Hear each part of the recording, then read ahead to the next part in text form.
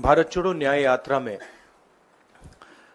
मणिपुर से हम महाराष्ट्र गए और रास्ते में हजारों युवाओं ने कंप्लेन की थी कि हिंदुस्तान में नॉन स्टॉप पेपर लीक होते हैं। और आज आप सबको मालूम है कि NEET paper and UGC NET के जो पेपर्स हैं वो लीक हुए हैं और एक कैंसिल भी हुआ है। कहा जा रहा था कि नरेंद्र मोदी जी ने यूक्रेन की लड़ाई रोक दी थी। मतलब एक ऑर्डर देके जो रूस और यूक्रेन के बीच में लड़ाई चल रही थी उसको रोक दिया था, ब्रेक लगा दी थी। इजराइल और गाजा के बीच में जो लड़ाई चल रही थी उसको भी नरेंद्र मोदी जी ने रोक दिया था। मगर किसी ना किसी कारण जो हिंदुस्तान में पेपर लीक हो रहे हैं उसको नरेंद्र मोदी रोक नहीं पा रहे हैं या रोकना नहीं चाहते हैं। नुकसान स्टूडेंट्स का होता है। जो हिंदुस्तान के स्टूडेंट्स हैं, मैं जानता हूं कि आप इन एग्जाम्स के लिए महीनों सालों काम करते हो।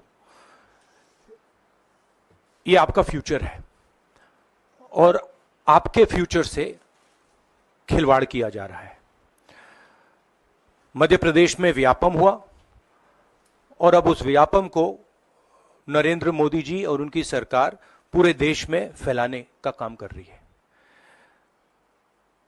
मैं इंस्टीट्यूशनल कैप्चर की बात करता हूं, मीडिया की बात करी, अलग अलग हिंदुस्तान के जो संस्थाएं हैं उनकी बात की।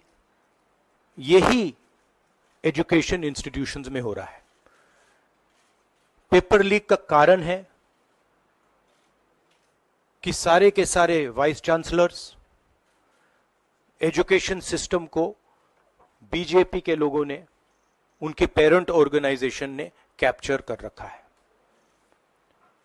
जब तक ये कैप्चर रिवर्स नहीं किया जाएगा तब तक पेपर लीक चलता जाएगा। इस कैप्चर को फैसिलिटेट नरेंद्र मोदी जी ने किया है और ये एक एंटी नेशनल एक्टिविटी है क्योंकि ये देश का भविष्य है और इससे हिंदुस्तान के युवाओं को, स्टूडेंट्स को जबरदस्त चोट पड़ती है। इंक्वायरी चल रही है, एक को आपने कैंसिल कर दिया है, अब पता नहीं दूसरे को कैंसिल किया जाएगा या नहीं किया जाएगा, बट कोई ना कोई तो इसके लिए जिम्मेदार है और उनको एकदम पकड़ा जाना चाहिए और उन पे एक्शन लिया जाना चाहिए। फार्मूला हमारे मैनिफेस्टो में हमने लिखा था, देखिए 2-3 चीजें हैं। सबसे पहले जो शिक्षा का सिस्टम है उसको एक संगठन ने कैप्चर कर रखा है, अपने लोगों को हर पोस्ट पे यही डालते हैं। वाइस चांसलर्स की लिस्ट निकाल लीजिए, पता लग जाएगा। तो इसको रिवर्स करना होगा। दूसरी बात, मैनिफेस्टो में हमने साफ कहा कि पेपर लीक होने के बाद कार्रवाई करना एक बात है, बहुत जरूरी है और स्ट्रिक्ट से स्ट्रिक्ट कार्रवाई होनी चाहिए। मगर हमने यह भी कहा था कि पेपर लीक होने से पहले जो सिस्टम्स हैं, जो यूनिवर्सिटी के एग्जाम्स के रूल्स हैं, सिस्टम्स हैं, इनको फिर से असेस करना पड़ेगा, इनको स्टडी कर कर रीडिजाइन करना पड़ेगा। ये दोनों काम हमने अपने मैनिफेस्टो में साफ लिखे हैं और विपक्ष दबाव डालकर ये दो काम सरकार से करवाने की कोशिश करेगा। अगर हिंदुस्तान में बहुत सारे ऑनेस्ट लोग हैं, बहुत सारे ऑब्जेक्टिव लोग हैं, अगर ऑब्जेक्टिव लोगों को, ऑनेस्ट लोगों को आप ये काम दोगे, पेपर लीक नहीं होगा। अगर आप मीडियोकर लोगों को राजनीतिक बेसिस पे, आइडियोलॉजिकल बेसिस पे चुन के करोगे तो ये काम होगा। और ये मैं कह रहा हूं, दोहराता जा रहा हूं कि हर हिंदुस्तान की हर संस्था को कैप्चर कर रखा है, लीगल सिस्टम को, ब्यूरोक्रेसी को, इंटेलिजेंस एजेंसीज को, इन्वेस्टिगेटिव एजेंसीज को, एजुकेशन सिस्टम को। छात्रों का जीवन नहीं, सख्त कानून आफ्टर द फैक्ट है, वो होना चाहिए।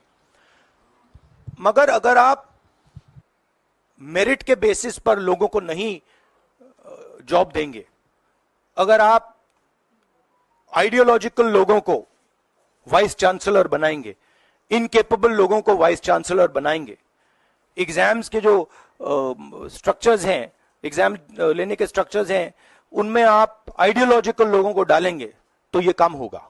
ये इसका सबसे बड़ा कारण BJP and its parent organisation ने जो कैप्चर किया है ये है।